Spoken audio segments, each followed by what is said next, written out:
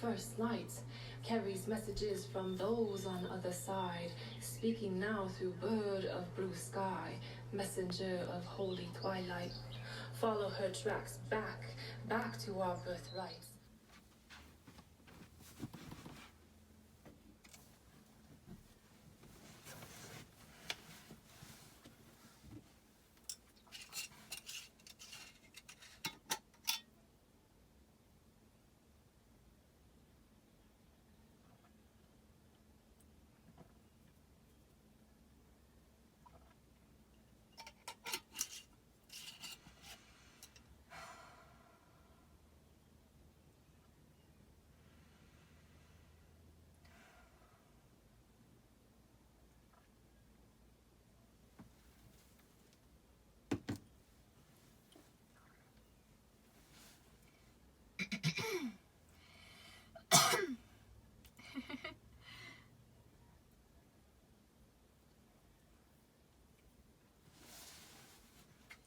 Mysticism of sound, music, the power of the word, and cosmic language.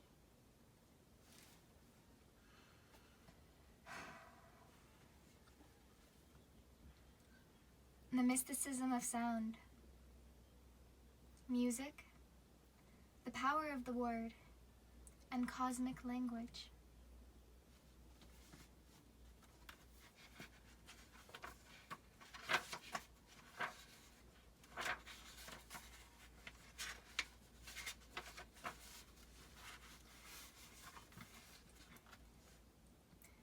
Chapter 1, The Silent Life. I read this earlier this morning, and it's profound and beautiful, sacred, and I wanted to share it and practice my out loud reading skills. I remember when I was in high school,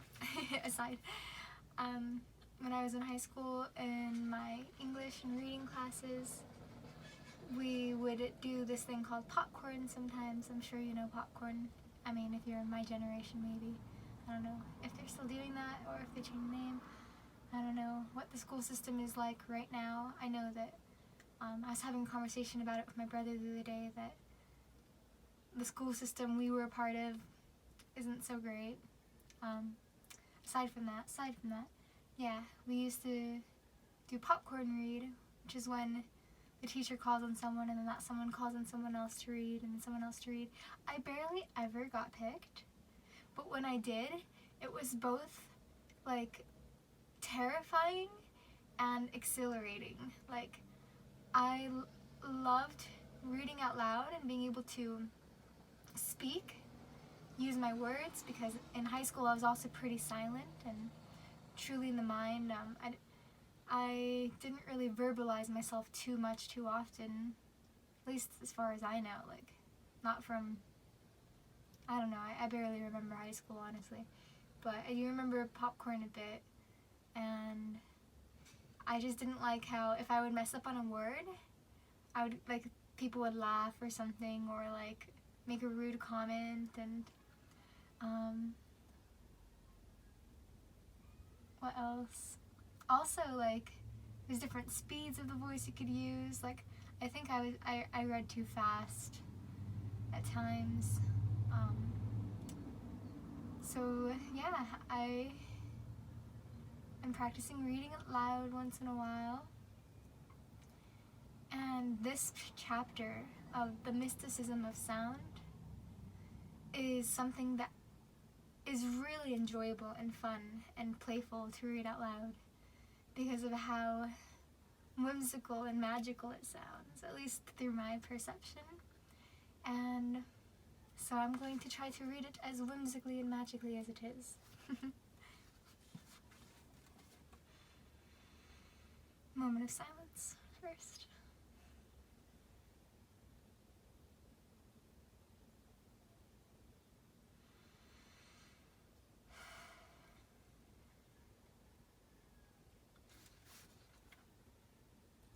Chapter 1, The Silent Life. the life absolute from which has sprung all that is felt, seen, and perceived, and into which all again merges in time, is a silent, motionless, and eternal life among the Sufis, which is called Sat. Every motion that springs forth from this silent life is a vibration and a creator of vibrations. Within one vibration are created many vibrations.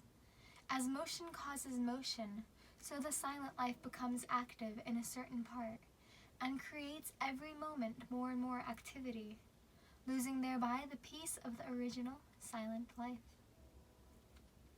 It is the grade of activity of which these vibrations that accounts for the various planes of existence.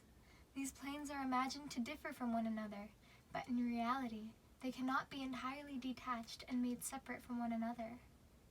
The activity of vibrations makes them grosser, and thus the earth is born of the heavens. The mineral, vegetable, animal, and human kingdoms are the gradual changes of vibrations, and the vibrations of each plane differ from one another in their weight, breadth, length, color, effect, sound, and rhythm. Man is not only formed of vibrations, but he lives and moves in them. They surround him as the fish is surrounded by water, and he contains them within him as the tank contains the water. Her different moods, inclinations, affairs, successes, and failures, and all conditions of the life depend upon a certain activity of vibrations, whether these be thoughts, emotions, or feelings. It is the direction of the activity of vibrations that accounts for the variety of things and beings. This vibratory activity is the basis of sensation and the source of all pleasure and pain. Its cessation is the opposite of sensation. All sensations are caused by a certain grade of activity of vibration. There are two aspects of vibrations, fine and gross, containing varied degrees. Some are perceived by the soul, some by the mind, and others by the eyes. What the mind conceives are the vibrations of the thoughts. What the eyes see are the vibrations solidified from their ethereal state and turned into atoms, which appear in the physical world, constituting the elements, ether, air, fire, water, and earth. The finest vibrations are imperceptible even to the soul. The soul itself is formed of these vibrations. It is their activity which makes it conscious. Creation begins with the activity of consciousness, which may be called vibration, and every vibration starting from its original source is the same, differing only in tone and rhythm, caused by a greater or lesser degree of force behind it. On the plane of sound, vibration causes diversity of tone, and in the world of atoms, diversity of color. It is by massing together that the vibrations become audible, but at each step towards the surface they multiply, and as they advance they materialize. Sound gives to the consciousness an evidence of its existence, although it is in fact the active part of consciousness itself which turns it into sound. The knower, so to speak, becomes known to herself.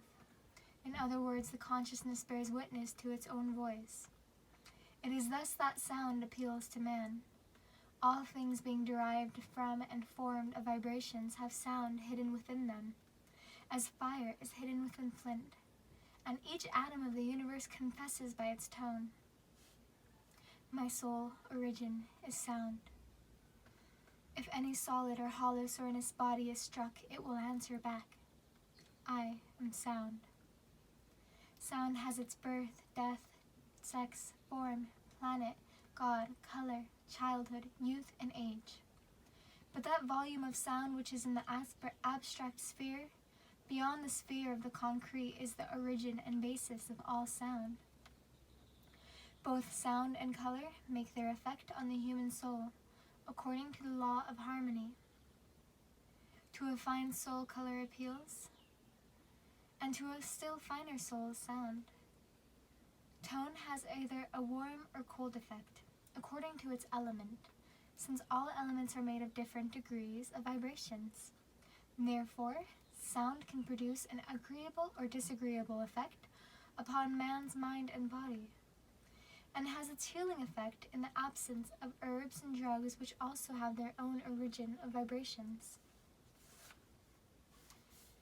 Manifestation being formed of vibrations. The planets are the primal manifestation, each planet having its special tone. Therefore, every note represents one planet.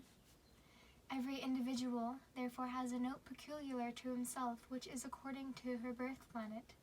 For this reason, a certain tone appeals to a particular person according to the grade of her evolution. Every element has a sound peculiar to itself. In the finer element, the circle of sound expands, and in the grosser element, it narrows. It is therefore distinct in the former and indistinct in the latter. The earth has various aspects of beauty, as well as variety in its sound. Its pitch is on the surface. Its form is crescent-like, and its color is yellow.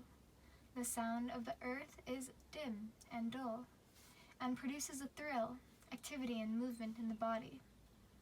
All instruments of wire and gut, as well as the instruments of percussion, such as the drum, cymbals, etc., represents the sounds of the earth. The sound of water is deep. Its form is serpent-like, its color is green, and it is best heard in the roaring of the sea. The sound of running water, of mountain rills, and the drizzling and pattering of rain. The sound of water running from a pitcher into a jar, from a pipe into a tub, from a bottle into a glass. All have a smooth and lively effect, and a tendency to produce imagination, fancy, dream, affection, and emotion. The instrument called jalatarang is an arrangement of china bowls or glasses, graduated in size and filled with water in proportion to the desired scale. More water lowers the tone and less raises it. These instruments have a touching effect upon the emotions and heart. The sound of fire is high-pitched. Its form is curled and its color red. It is heard in the feeling of the thunderbolt, and in the volcanic eruption, and in the sound of a fire when blazing. In the noise of squibs, crackers, rifles, guns, and cannons. All these have a tendency to produce fear.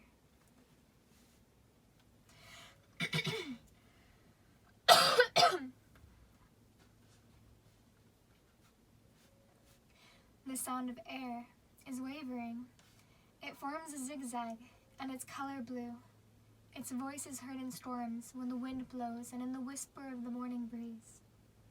Its effect is breaking, sweeping, and piercing. The sound of air finds expression in all wind instruments made of wood, brass, and bamboo. It has a tendency to kindle the fire of the heart. As Rumi writes in his Masnavi about the flute, Krishna is always portrayed in Indian art with a flute. The air sound overpowers all other sounds, for it is living, and in every aspect its influence produces ecstasy. The sound of ether is self-contained, and it holds all forms and colors. It is the basis of all sounds, and is the undertone which is continuous. Its instrument is the human body, because it can be audible through it. Although it is all-pervading, it is unheard. It manifests to man as she purifies her body from material properties. The body can become its proper instrument when the space within is opened, when all the tubes and veins in it are free. Then the sound which exists internally in space becomes manifest inwardly also. Ecstasy, illumination, restfulness, fearlessness, rapture, joy, and revelation are the efforts of this sound.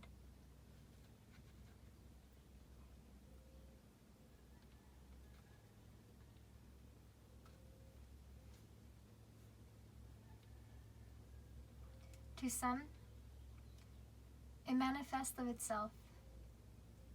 To others, when they are in a negative state caused by weakness of the body or mind. To neither of these is it a benefit, but on the other hand, it causes them to become abnormal. This sound only elevates those who open themselves to it by the sacred practices known to the mystics. The mingled sound of the earth and water has a tenderness and delicacy. The sound of earth and fire produces harshness. The sound of earth and air has strength and power. The sound of fire has a lively and animating effect. The sound of water with ether has a soothing and comforting effect. The sound of fire and air has a terrifying and fearsome effect. The sound of fire with ether has a breaking and freeing effect. The sound of air with ether produces calm and peace.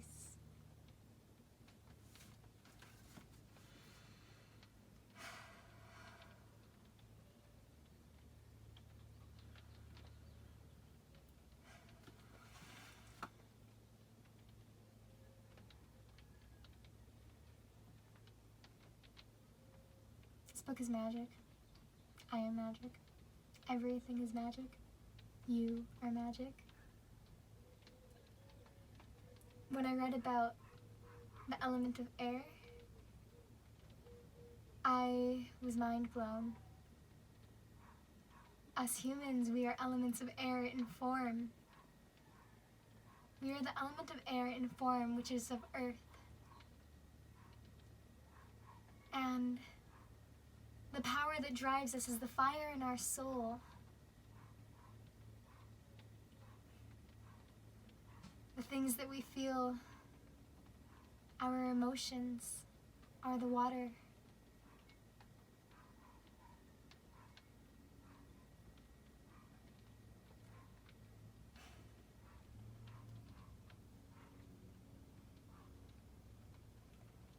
It's so interesting. During my philosophical talk with my brother, I started arguing with him at some point about how, because everything is vibration, everything is sound. And that was before I picked up this book and started reading it. So this is really showing me more and more what I speak aloud and what I... Oh my goodness! Amazing! Yay!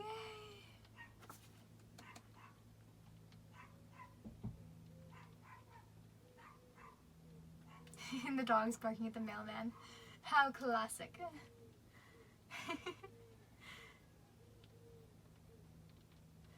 Yay! Oh, thank you, Amy.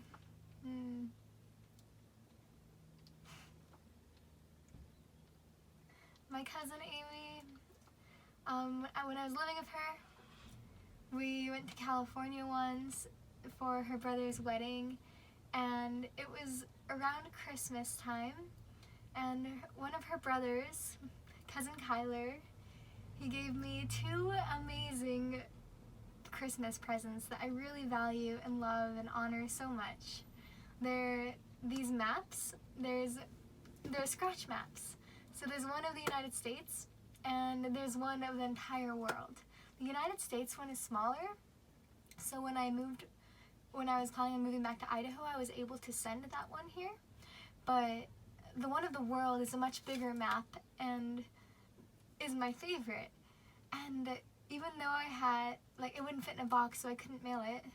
Oh, apparently there is a box it could fit in, and she managed to find that box and put in that energy and vibration of fire force behind her being to so consciously, lovingly, and intentionally send it to me because she knows it's special. And I'm starting to cry. I'm really grateful for this. I'm so grateful for this, so grateful for her and all that she's taught me and all that I've experienced with her. Truly divine in all ways. And yeah, so the map came. It's at the door. I got to see it happen. It was amazing. It really caught me off guard, but I'm really happy about it.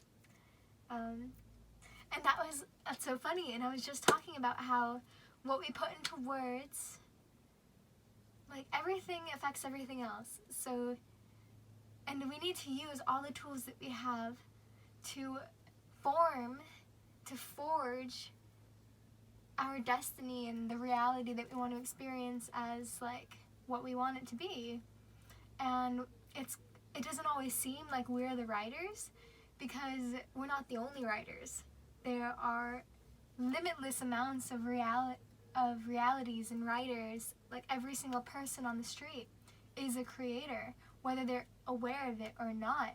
Like, I'm going to use two contrasts from my experience. Like if I say I go to Walmart and I see the people in Walmart, the choices they're making, the way that they're dressed, the way their energy is, their body language, the energy that I just feel, and like there's people who, I shouldn't put people in categories like that, man. And then I was gonna say there's people in festivals who, plus like I'm sure like people who go to Walmart go to festivals, like this is a really dumb analogy and I wish I never started it, but I'm gonna finish it just for the hell of finishing it.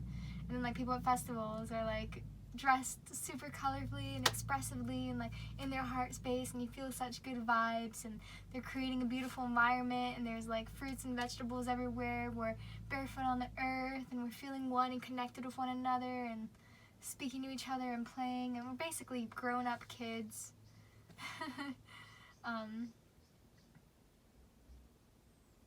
Anyways, what I was saying is that we're all creators, whether we're consciously aware of it and having fun with it, or whether we're not that aware of it and we think that like something else has control over us and we're just going with it, kind of thing. So that was kind of my point, and I was trying to use an analogy to like make it understood, but I don't know how that went. But yeah, anyways, before the mailman came, I was talking about manifestation, in a sense. Like, we need to use all of our tools, not just some of them.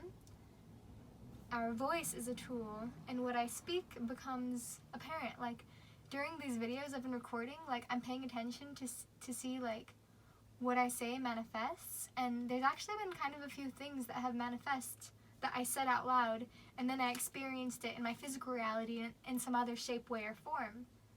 And I'm recognizing these patterns and seeing these overlaps and synchronicities, and it's really cool to begin seeing this consciously and knowing, like, learning more about how I operate, how I communicate as an individual, especially because, I mean, I don't get deep with too many people intellectually and philosophically and spiritually, like, not so much. Like, I spend a lot of time alone, and I mean, occasionally I connect, but this deep connection I'm forming with myself, of just like speaking and letting myself say whatever the hell I want, and not having any expectations, not having a certain point of doing this, but okay, there's intentions, but anyways, damn it, I keep getting off track. My neurons just fire left and right all the time, and like being able to speak out loud is only, like, when you speak out loud, you can only say one thing at a time. So that's why I am adding this to my practice of sadhana, my spiritual practice. This is basically a spiritual practice for me now. It's becoming that. Because I'm able to see this meat suit and what it's doing if I just let it go off the tracks. Because in meditation, when I'm just sitting with my mind and myself, like, for the most part still, I do move a lot. When I'm just watching my thoughts, it's hard to watch them because there's so many of them happening all at once, all the time. And like, yeah, every once in a while I'm able to really like hone in and focus on one. But, yeah, so I love meditation. I'm still practicing meditation, but I'm adding this spoken meditation for me out to the mix because I can only say one thing at once.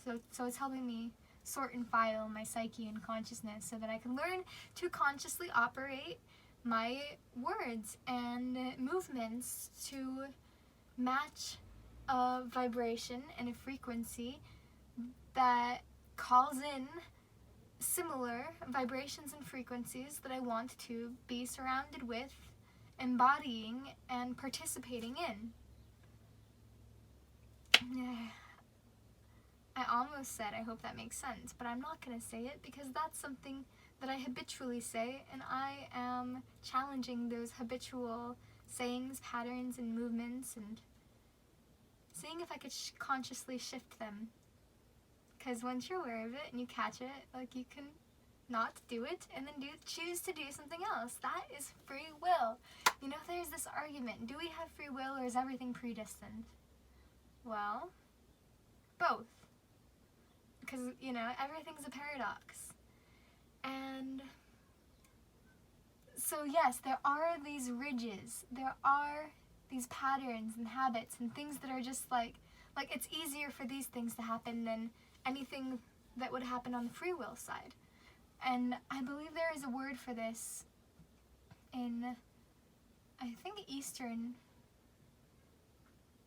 world wisdom. I think something my cousin Amy taught me. I think it's called,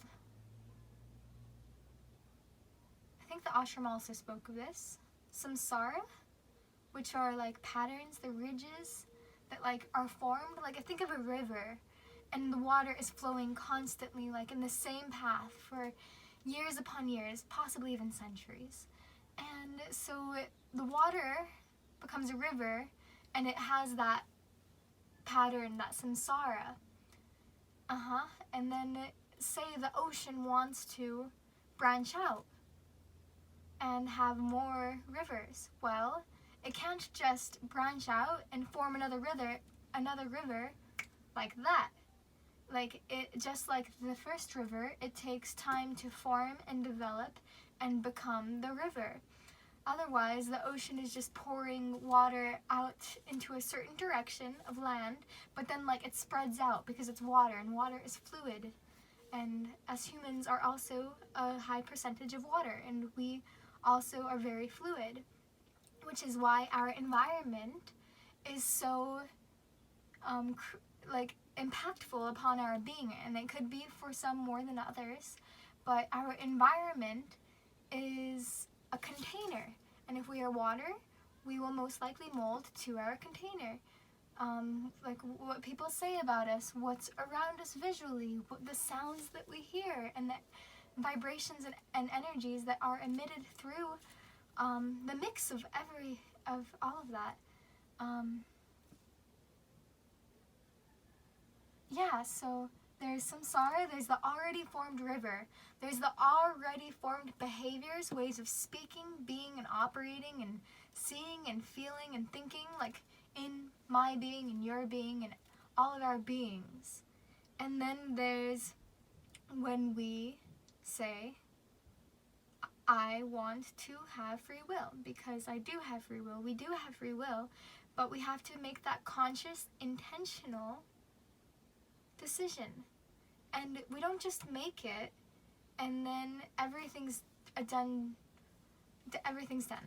We don't just make that decision and then have things the way we want them to be, or change the things, like, not just in that moment. It doesn't happen all in a moment. It does and it doesn't. See, everything's a paradox. But, so yeah, we have to make that conscious decision. I choose this. And then we have to keep on choosing that over and over and over again until hundreds of years and a century passes and we have another river formed.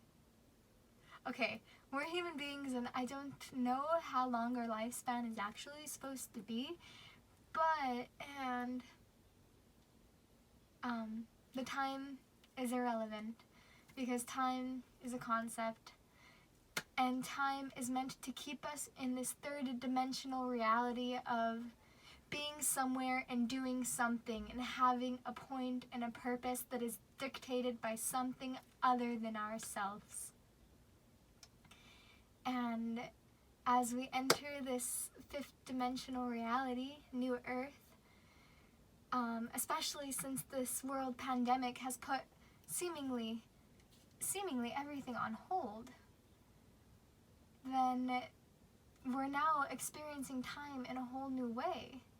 Now, It doesn't matter what day of the week it is, what hour it is. Monday, Tuesday, Wednesday, 1, 2, 3, 4, 5. I don't know. Like, for some people, it still does. People are still working. Parts of the world are still operating. But all these parts that are still operating based on that old time line paradigm, and just because I say it's old doesn't mean it's bad, it doesn't mean I'm dissing it, it's just something that's shifting and evolving. And there's just some of us humans who are experiencing this reality and our concept of time on a whole new level because of this absence of a job or of a place to be, or like, I don't know. I won't speak for everyone, but I'll speak for myself. Time for me is morphing into choice. Instead of looking at the clock, I instead am learning how to sit with myself in meditation, or sit with myself in meditation, just with myself, asking questions, being the observer, and deciding, making decisions of what I should be doing, thinking, feeling, and being in every given moment. And so, as the importance of time and goals and accomplishments kind of wither away, I'm becoming more focused on enjoying the moment, on enjoying my life, on having fun, on playing, on being inspired, on learning, on creating art and connecting, and seeing this world for the magic that it is. And I think that this is just the beginning.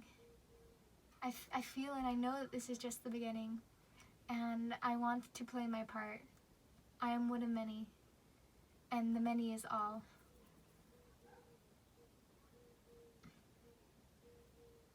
Like, me speaking out loud is me choosing a script. I'm creating the movie of my life. We are all creating the movies of our lives. There's like all these multi-dimensional, infinite movies playing right now. Both movies and soul movies. And what's so funny about it is, like, we're constantly having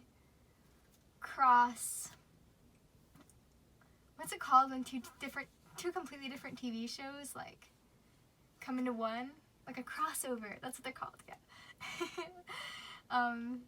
Yeah. We're constantly having crossovers with other movies, with other realities, with other experiences, ways of being, seeing, and experiencing this life. And that could get really complex. That could get us humans into arguments. That could get us into the mindset, the perception of you're right, I'm wrong, or I'm wrong, you're right. Or like, that shouldn't be happen and that should be happen, or this is how it should be and this is how it shouldn't be. It gets us into this place of the Tao. But if you know anything about the Tao, it's that everything must exist that exists, so that its opposite, so its abstract side, could also exist. Like, we would not know the light if we did not know the darkness. We would not know up if we did not know down. You know, it's these contrasts that make this experience what it is. And as we shift into New Earth, that doesn't mean there's only going to be light, or there's only going to be good, or bright, or righteous. That doesn't mean everything is going to be perfect. No, we are multi-dimensional, and there are limitless ways to express energy and vibration. And we're tapping into that and tuning into that. And what the difference is going to be is that instead of unconsciously creating infinite possibilities and experiences and happenings, we are going to start becoming more and more aware of the self, of the soul, of the mind, of the heart. And that's where meditation comes in. That's where asana, yoga, movement, qigong, dance, flow, play, this is where, like, embodying ourselves to the fullest extent that we can embody, and becoming consciously aware that we are in existence and that we can make choices and that we have more creative potential than we initially gave ourselves credit for. Like before, and we still are in many ways, operating from a consciousness that something else has control over me. That there's either the Almighty in the sky telling me what I can and cannot do, or other people telling me what I can and cannot do, the society telling me what I can and cannot do. And I have to live this way because this is what's expected of me, and this is how the world sees me, and this is how I have to operate in order to be loved and accepted. Like, we're coming from such a wounded place.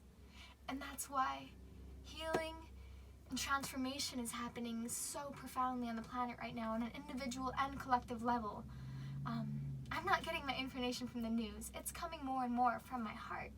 Like, the heart is our inner media, and it is so powerful, and it speaks such truth. So yeah, we're now entering into the age of Aquarius, the age of information.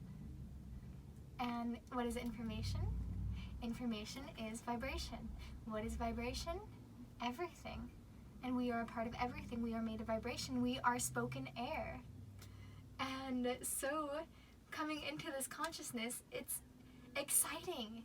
And it becomes fun. It becomes empowering. Like, we get to create ourselves, our relationships, our worlds. Like, all we gotta do is speak up and take action and trust the divine guidance of our hearts and listen.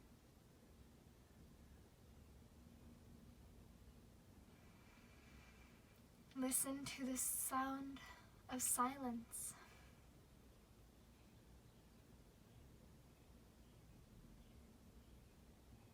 That which permeates all and is the beginning of everything.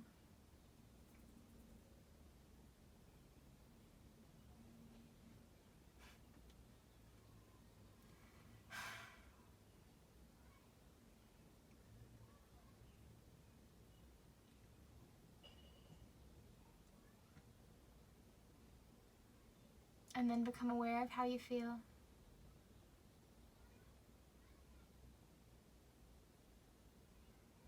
I feel light. I feel open. I feel empowered. I feel like anything can happen. I could be anywhere and go anywhere. See anything and do anything.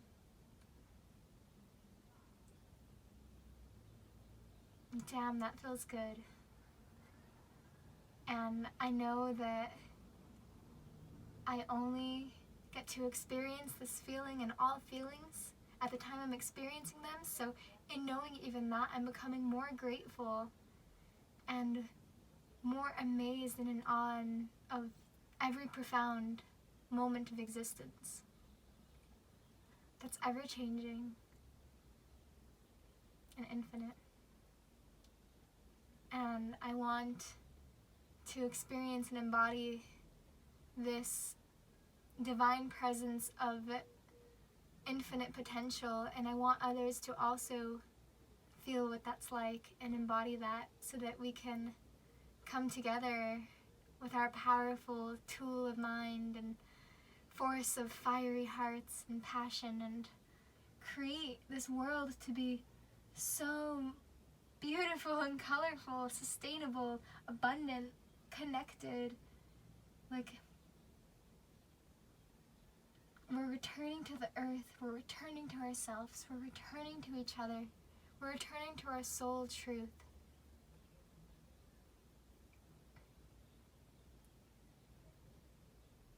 It's going to be a wild ride. It always has been, it always will be. But now, at least we're becoming aware that we get to choose our seat. We get to choose what we want the energy of the ride to be. And when it seems like we don't have choice, we just need to take a step back, observe the silence, observe nothingness, the void, and realize that there's infinite potential to make conscious, deliberate, intentional shifts towards something different. Whether that's a different relationship, different job, different location, different surroundings, more of something, less of something. Like,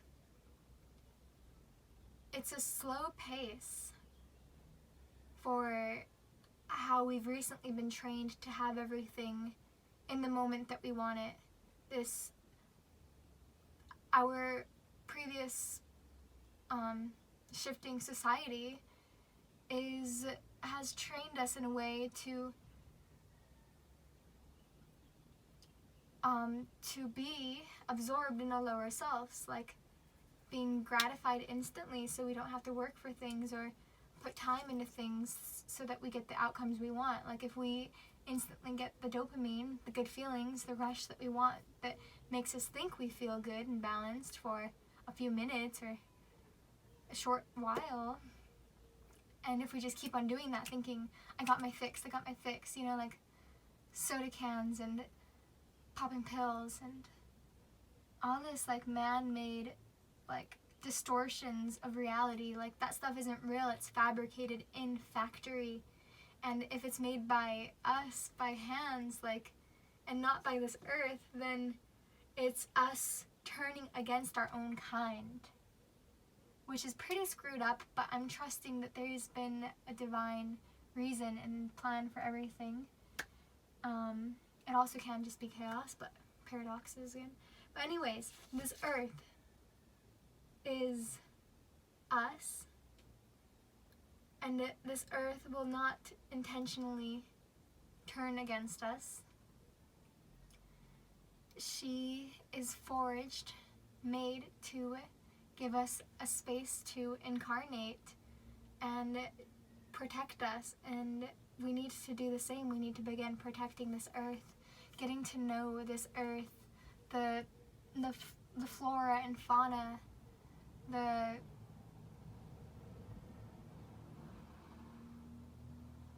truth of our nature is the truth of this earth. And so the deeper we dive back into being stewards of the land, the more we'll dive deeper into becoming conscious creators who are going to create a more balanced, harmonious, unified, sustainable, symbiotic way of living, way of the world. I think we're headed in that direction. This is just like the beginning. We're realizing we need to start growing our own food, possibly, or working on more art, doing things that we love. Like, this has been a wake-up call. Like, everything seemingly stopped, and so many people are now in the unknown and questioning things. And I think this is leading to great potential, and I'm so excited to see what plays out. And I want to play my part as grandly and as infinitely as I possibly can by doing as much as I can, and not doing what I can and saying through my mind, like, I have to do this, I have to become this, I have to be this. Like, I think I was in that space for a while where I thought I had to be a certain way or do things a certain way, but now I'm entering in this free heart space of potential which says, screw it. Like, anything can be anything else, and it would mean just as much. There are infinite timelines playing out, infinite realities. I am just a small part, so I am just going to enjoy it and be here for it and say what I want to say when I want to say it, do what I want to do when I want to do it. I'm not waiting for anything or anyone anymore. Like, I am the one I've been waiting for.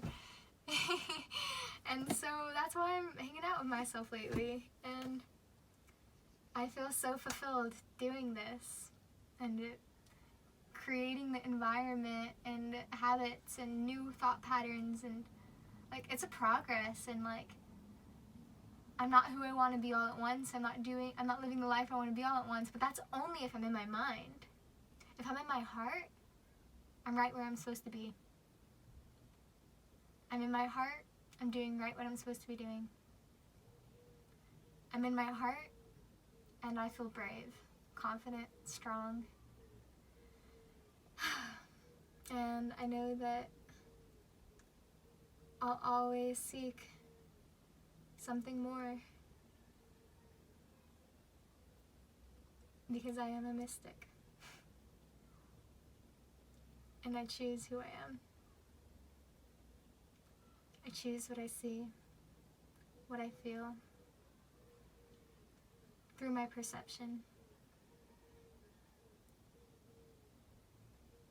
And that's what's so special about art, music.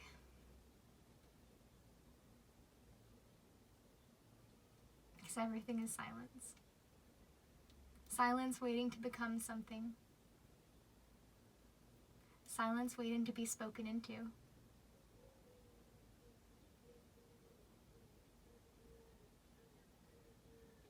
Everything creates itself.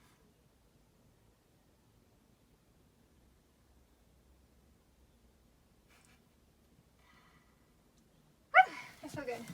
I feel good.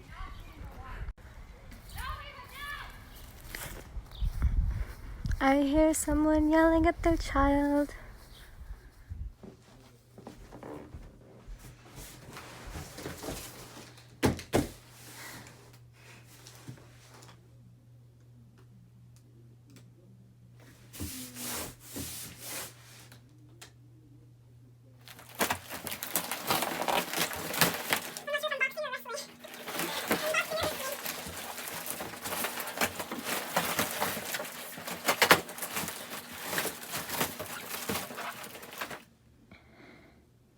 Yay! Oh my goodness! Oh, this is amazing!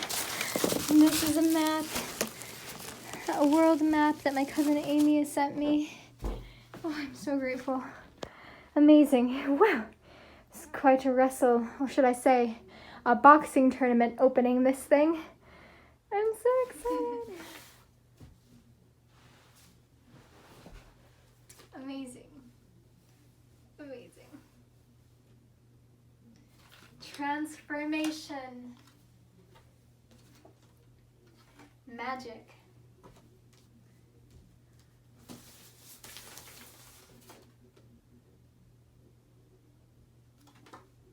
Swords.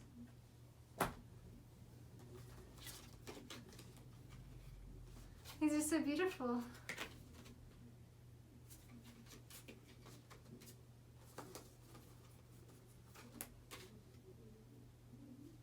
Wow. Wow.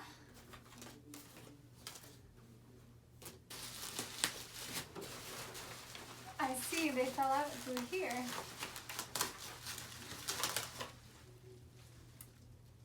Saraswati cards. Saraswati is the goddess of wisdom and arts. There's a note. Hey Jessica, I hope you are doing well and taking care of yourself.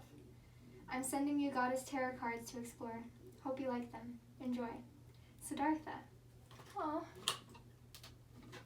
From my cousin's good friend, Siddhartha. Oh, that's so thoughtful. I love them. They're amazing. Oh, that's so sweet.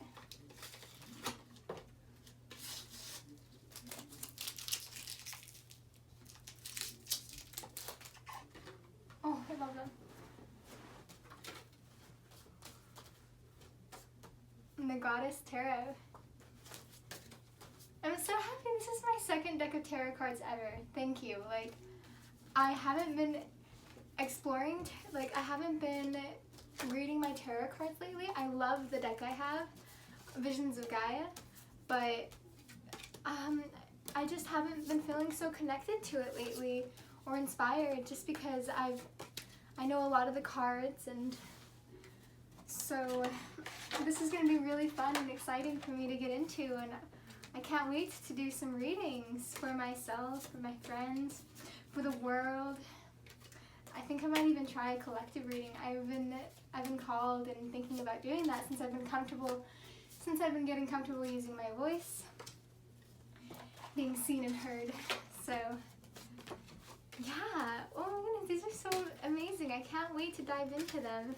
Right now I'm kind of trying to keep that excitement in them as much as possible and save it for when I set aside some sacred time. But as a Virgo, I must clean up the mess I just made before opening the map, which I'm super excited to open and share. I'm leaving 3 cards out, those first 3 I pulled, and I'm going to start with those ones.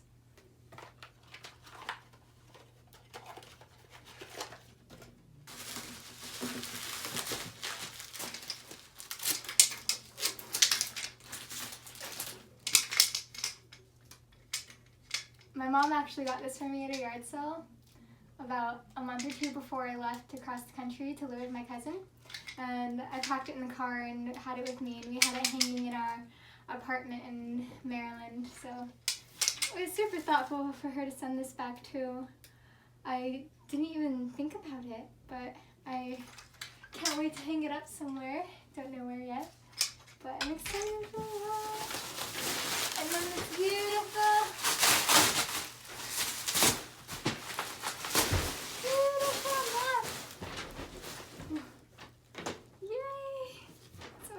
Be back with this.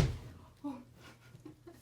If she saw me opening this, she'd be like, slow down and use scissors or do it more properly.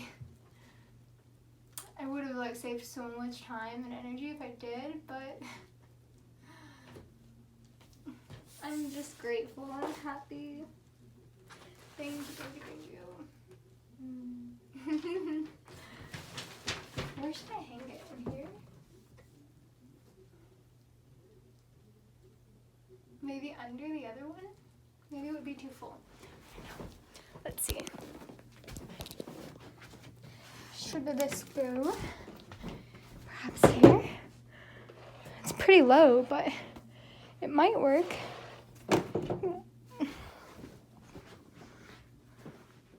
On that wall, like right under that one maybe? I'm not sure. Perhaps.